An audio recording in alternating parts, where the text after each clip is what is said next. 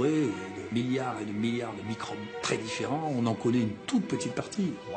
L'un des objets de recherche le plus important aujourd'hui est de comprendre comment un virus animal se transmet à l'être humain. Ce sont des prédateurs invisibles. Ils sont rares, mais lorsque cela se produit, c'est dévastateur. Chaque année, de nouveaux pathogènes menaçants pour l'homme apparaissent. Depuis le printemps 2013, 3 virus mortels ont fait trembler les autorités sanitaires mondiales et tenu en haleine les populations. The novel coronavirus is a threat to the entire world. Le MERS coronavirus, une infection aiguë des voies respiratoires, s'est propagée dans les pays du Golfe, aux États-Unis et même en France.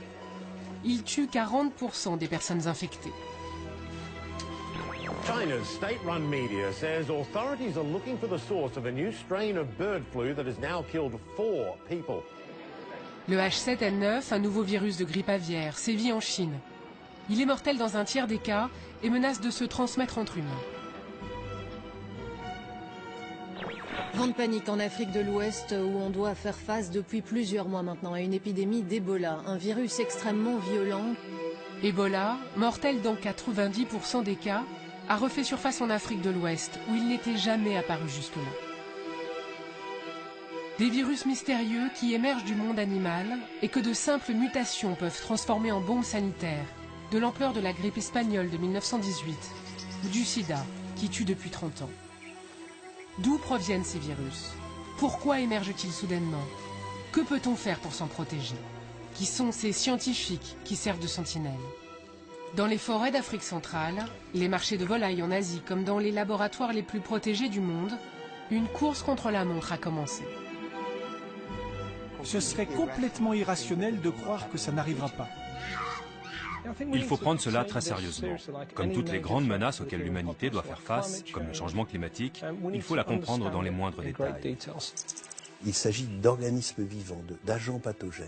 Et un agent pathogène, c'est imprédictible.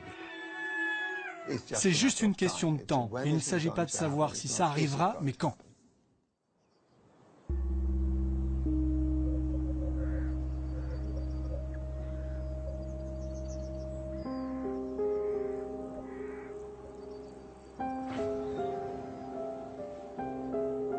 L'OMS, l'Organisation mondiale de la santé, est le centre névralgique de la surveillance de ces virus qui émergent un peu partout sur la planète.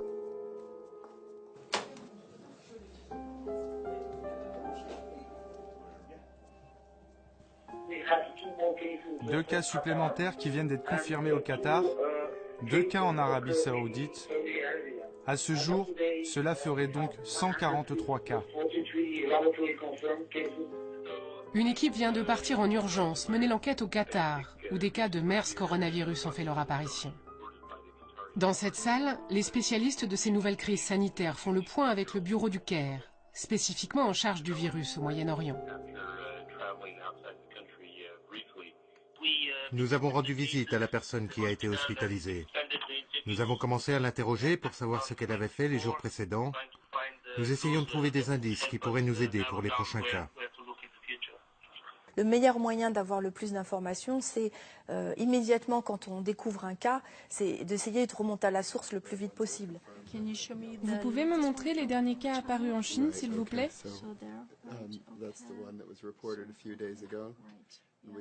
Lorsqu'un virus émergent inquiète l'OMS, comme pour le MERS coronavirus ou le H7N9, la nouvelle grippe aviaire, l'avancée de la maladie est surveillée au cas par cas. Actuellement, on suit tout particulièrement le H7N9 en Chine. Donc là, on a la répartition en Chine. Est-ce qu'on peut zoomer sur les cas de H7N9 en Chine? Cela permet de voir où sont les différents cas. Si on clique sur chacun d'entre eux, les informations le concernant s'affichent. Et si l'on affiche la liste, les cas les plus récents apparaissent. En déplaçant le curseur, on peut voir une autre partie du monde. Donc là, on est passé sur l'Arabie avec le deuxième virus qui nous intéresse tout particulièrement en ce moment, c'est le MERS coronavirus, avec des cas qui ont été notifiés en Arabie et donc une possibilité ici de suivre très précisément sur la carte la localisation géographique des cas lorsqu'ils sont notifiés à l'OMS.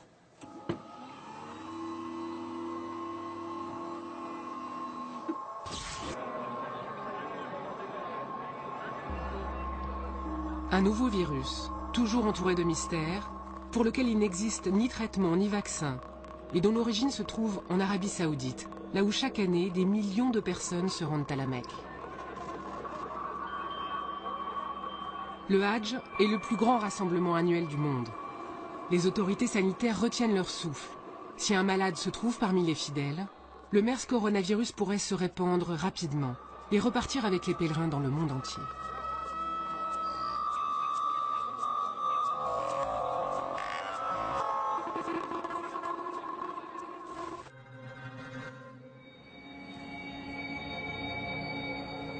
Mais dans les années 80, un nouveau virus rappelle au monde qu'il n'est pas à l'abri. Do you know where this disease comes from? We're really not sure at this point where it comes from. The general feeling seems to be it's a virus, but we're not sure of the origin yet. Le sarcome de Kaposi, tel est le terme savant d'une forme de cancer qui s'était déjà manifestée en Afrique et qui frappe maintenant en Occident. Une particularité, en effet, comment ce mal mystérieux fait trembler les États-Unis, la progression de la maladie. Le sida a tué plus de 36 millions de personnes. En 30 ans, le virus a fait le tour du monde, a changé nos comportements, nos croyances. Le sida continue à tenir en échec le monde médical, qui croyait en avoir fini avec les épidémies et qui n'a pas su anticiper sa progression. Désormais, chaque émergence de nouveaux virus est prise très au sérieux.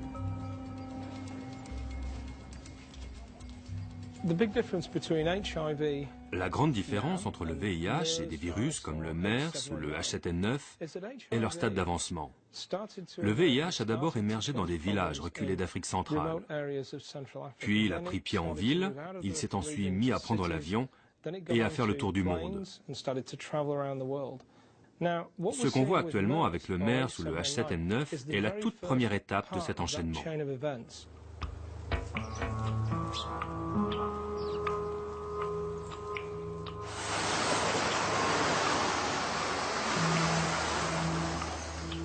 Peter Daszak est un pionnier de l'écologie de la santé. Il est l'un des premiers à s'être lancé dans la prévision des épidémies. Il pointe du doigt l'augmentation croissante de ces nouveaux virus, notamment ceux issus du monde animal. Pour lui, certaines espèces et surtout certaines zones de la planète sont particulièrement à risque.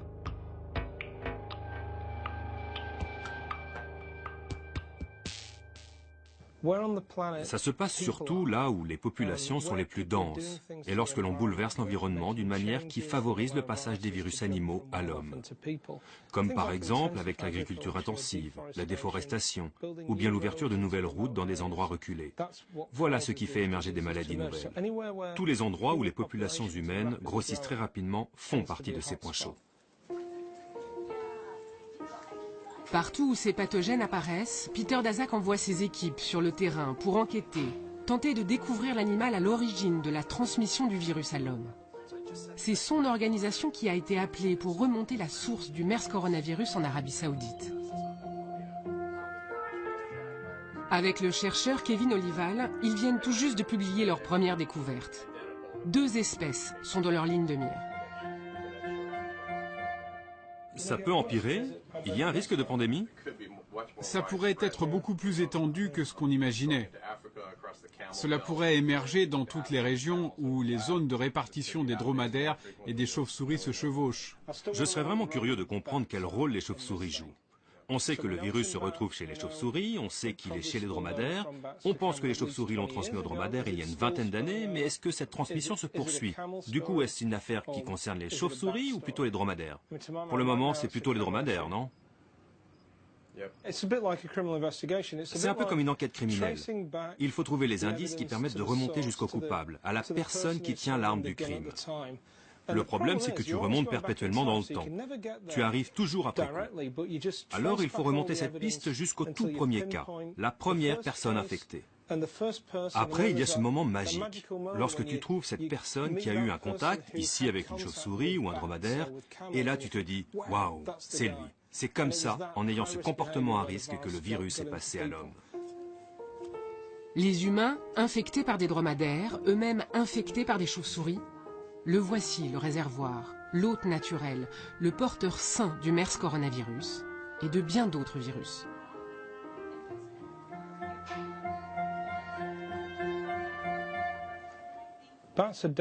Les chauves-souris sont clairement le réservoir d'un grand nombre de nouveaux virus. Les gens ne se rendent pas compte qu'elles représentent 1/5 des mammifères du globe. Elles vivent la nuit, on ne les voit pas vraiment, on ne sait pas combien elles sont, mais il y en a une variété immense, sous les tropiques notamment. Et chaque espèce de chauve-souris a son lot de virus spécifiques. Peut-être qu'il y a quelque chose de spécial chez elles qui leur permet d'abriter ainsi tant de virus. Il y a beaucoup de recherches en cours sur leur système immunitaire et sur leur évolution. On est encore loin d'avoir toutes les réponses.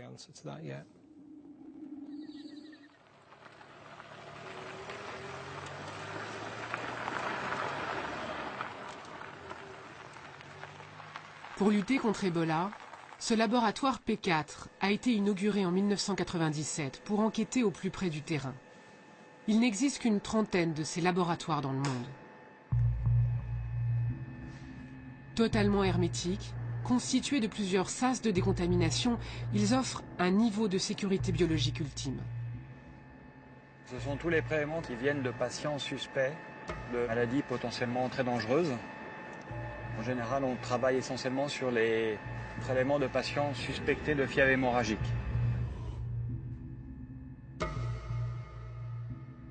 Au terme de 10 ans d'enquête, les équipes du CIRMP sont parvenues à identifier les premiers la présence d'Ebola chez 4 espèces de chauves-souris du Gabon. Restait à comprendre son mode de transmission à l'homme. Le virus ne disparaît jamais, il est là, il est présent au sein de son hôte naturel. Mais ce qui ne se produit pas, c'est cette transmission à l'homme. Il faut tout un ensemble de facteurs favorisants pour qu'il y ait cette transmission. On sait désormais que la chauve-souris, porteur sain du virus Ebola, son réservoir donc, ne souffre d'aucun symptôme. Mais elle contamine des fruits via sa salive ou ses déjections. Le singe, infecté à son tour, tombe lui rapidement malade et meurt. Si un chasseur découvre et découpe le cadavre, il peut se contaminer au contact du sang de son gibier.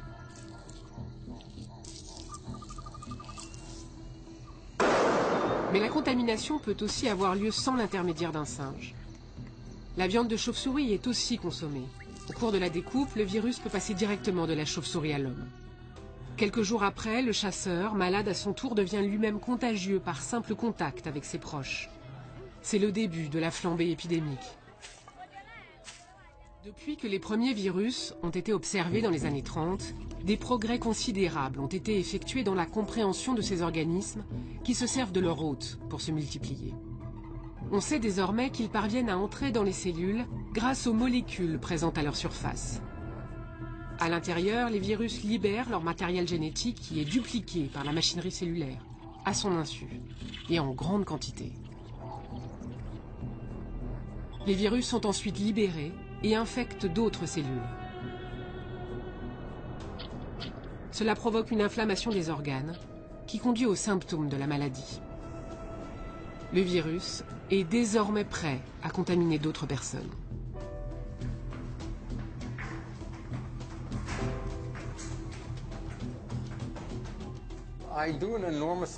Je voyage énormément. Si je serre la main à 10 personnes, qui ont elles-mêmes serré la main d'une dizaine de personnes, alors c'est comme si j'avais moi-même serré la main d'une centaine de personnes. Quelle est la probabilité pour que l'une de ces personnes ait une grippe ou une forme de diarrhée que je n'ai pas du tout envie d'attraper? Elle est très élevée.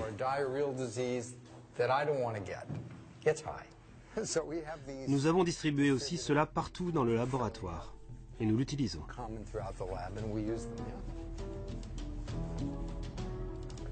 Le patron de ce laboratoire, le professeur Jan Lipkin, est une star mondiale de la virologie. Il est passé maître dans l'identification génétique de nouveaux virus. En 11 ans, son laboratoire en a découvert plus de 400. C'est avec lui que Peter Daszak a fait équipe pour étudier les chauves-souris porteuses du MERS coronavirus. Si le MERS vient bien des chauves-souris, on devrait étudier leur système immunitaire. On a vérifié la répartition d'une espèce particulière. Il y en a jusqu'en Australie. Et là-bas, ils ont la plus importante population de dromadaires au monde, en dehors du Moyen-Orient. Ils sont en train de les tester en ce moment pour voir s'ils sont affectés. Très bien. Quand des gens meurent et qu'un virus se propage dans le monde entier, cela veut dire qu'une transmission interhumaine s'est mise en place. Forcément, on s'inquiète d'un risque de pandémie. Pour le stopper, il faut comprendre si la source animale continue d'infecter les hommes, ou bien si le virus est déjà dans une phase où l'infection interhumaine est complètement établie. Les questions les plus importantes autour de ce virus restent posées. Comment rend-il malade? Pourquoi certaines personnes sont plus susceptibles d'être infectées que d'autres? Que faudrait-il pour que ce virus se transmette beaucoup mieux entre êtres humains? Ces questions-là vont bien au-delà du travail que Peter Daszak et moi-même réalisons.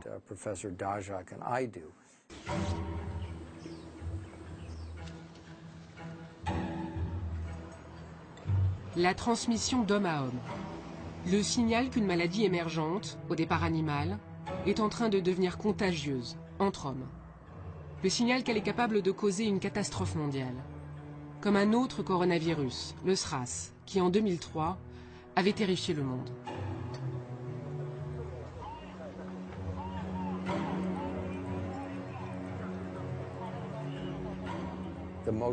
Le plus frappant était l'impact à Pékin. Il n'y avait absolument personne dans l'avion qui nous amenait du Japon, à part mon collègue et une autre personne. Les rues étaient désertes. Les gens désespérés, car ils pensaient qu'ils étaient en train de mourir ou bien qu'ils avaient contaminé leurs proches. Il n'y avait aucun traitement fiable et aucun moyen réel de se protéger. C'était horrible.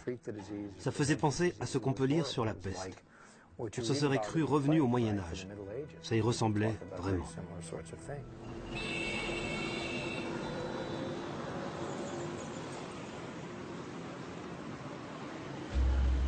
Un peu plus au sud, ce voisin de la Chine craint particulièrement ces mutations.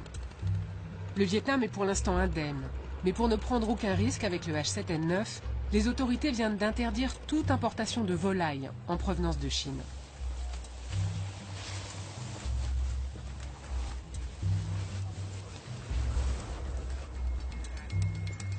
Cela n'empêche pas le poulet chinois de se retrouver sur les marchés de la capitale.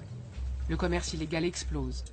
Une cargaison de 3000 poussins vient d'être interceptée sur ce fleuve frontalier.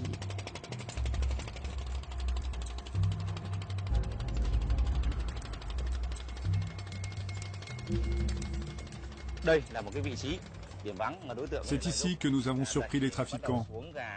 Ils poussaient une barque avec des volailles qui venaient de l'autre rive, c'est-à-dire de Chine. C'était une barque comme vous en voyez là-bas. Ils sont entrés ici, dans cette crique, parce que derrière, il y a un village avec une ferme d'élevage. Les trafiquants se seraient sans doute servis de cette ferme pour blanchir la cargaison. Si nous n'étions pas intervenus ici, il aurait été impossible de dissocier ces poussins de ceux de la ferme. Stopper le trafic de volailles est notre mission prioritaire en ce moment.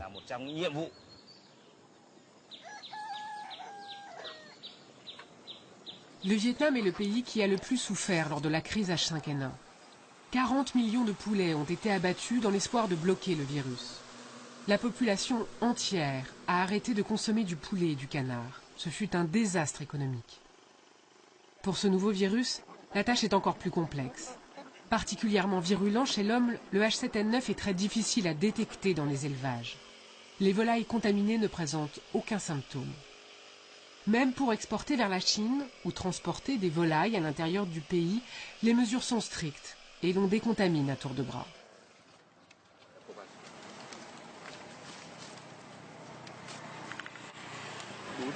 Une fois les contrôles effectués, on charge la cargaison et on scelle le camion comme ça. Si c'est coupé, je m'en aperçois très facilement.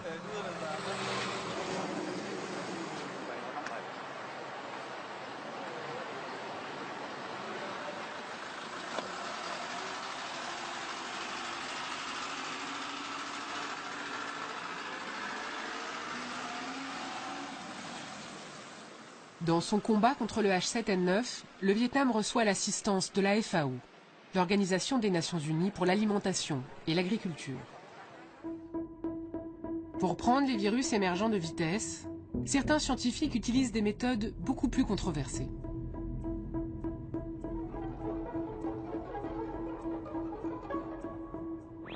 A very important development on bioterrorism to tell you about. Researchers have created a form of the deadly bird flu virus that can easily spread from person to person. There is growing concern that if terrorists got their hands on this information, they could create a virus that could kill millions of people around the world.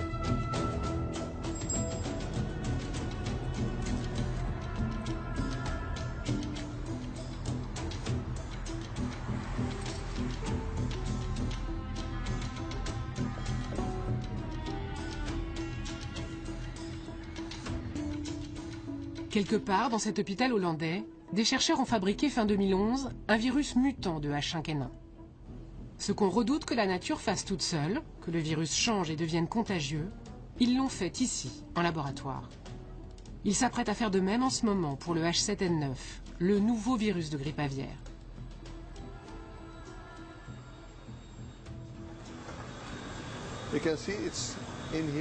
Alors ici, vous avez dans ces compartiments des boîtes qui contiennent des ampoules. Et à l'intérieur de chacune d'elles, il y a des virus. Mais ceux qui sont dangereux pour les hommes ou les animaux, on ne les conserve pas ici. Je peux vous montrer aussi dans ces pièces à moins 20 degrés les boîtes qu'on garde.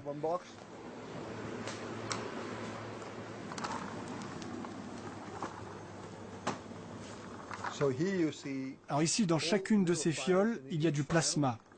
Ça permet de faire de l'archéologie des virus.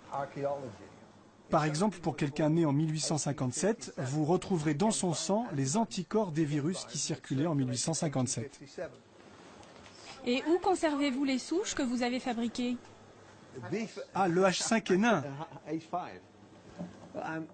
Je ne vais certainement pas vous le dire. Si des gens voulaient s'emparer de ce virus, ils rêveraient d'avoir des renseignements pour le localiser. Alors si je vous le dis, vous le diffuserez dans votre programme et nous ne voulons évidemment pas les aider à mettre la main dessus.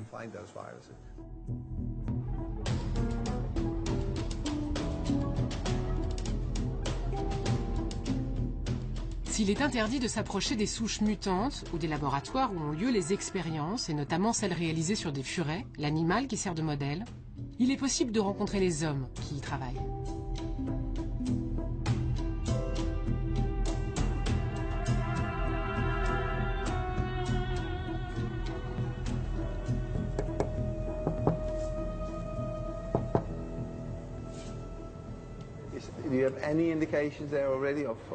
Dans la dernière publication, la transmission du H7N9 semble encore limitée.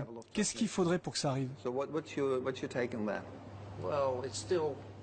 C'est très limité encore, oui. Si tu devais faire une prédiction, tu dirais que vous y arriverez quand? Dans un an? Un an peut-être. Tu te souviens des premiers temps avec le H5N1? Tu avais travaillé dessus, non? Bien sûr, nous étions 3 autour de l'ordinateur à attendre les résultats. Lorsqu'ils sont apparus, on a immédiatement appelé le patron. On lui a dit, ça y est, les résultats sont positifs, le H5 se transmet. On s'est dit, si ce truc s'échappe du labo, on va avoir un gros problème. Oui, mais il en est hors de question. Bien sûr, c'est impossible.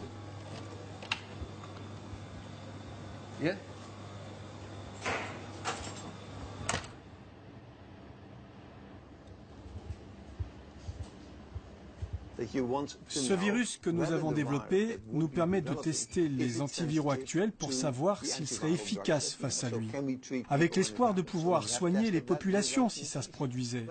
On fait ce genre de test grâce au virus mutant. Serions-nous capables de le tuer dans l'œuf si ça arrivait, ou au moins serions-nous capables de produire des vaccins en masse? Voilà ce que nous faisons comme recherche. Bien entendu, nous avons été critiqués et il faut être conscient que ce type de recherche soulève des critiques. et que ça peut être dangereux si ce n'est pas fait dans les règles. Mais le risque que n'importe quel bioterroriste s'empare des résultats, qu'il reproduise notre virus en utilisant notre système, ce risque est nul.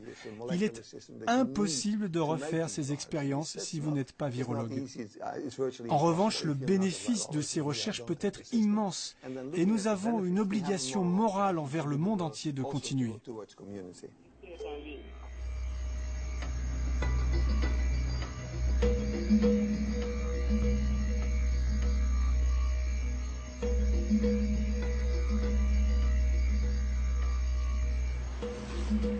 Une seule transmission d'une chauve-souris à l'homme semble être à l'origine de cette nouvelle flambée d'Ebola qui a atteint Conakry, la capitale. C'est la première fois que des cas de transmission, déjà des dizaines, ont lieu dans une mégalopole de plusieurs millions d'habitants.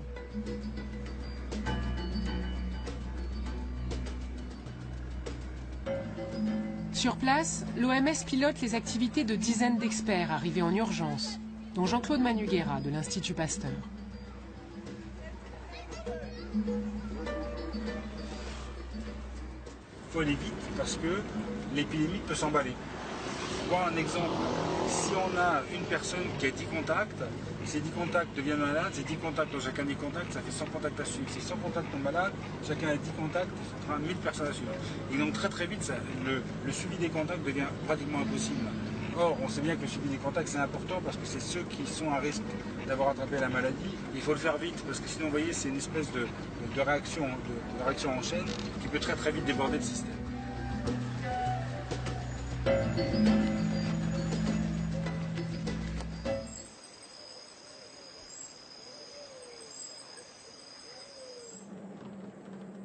Au Gabon, les scientifiques du CIEMF poursuivent leur prélèvement de chauves-souris.